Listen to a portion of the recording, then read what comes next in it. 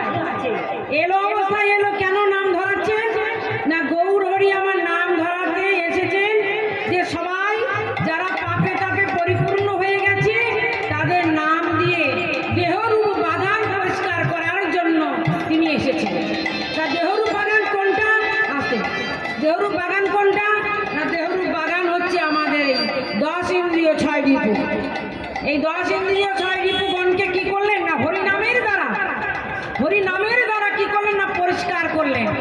যেমন ছোট্ট একটা উদাহরণ দিই, আমাদের ফুল গাছের আমাদের যাদের ফুল বাগান আছে সেই ফুল বাগানের মধ্যে যদি আগাছা কুগাছা হয়ে থাকে, সেই আগাছা কুগাছাগুলিকে পরিষ্কার করার জন্য আমরা একটা কি রাখি না মালি রাখি। মালি যে পরিষ্কার করেন বা কর্তন করেন তাকে বলে মালি।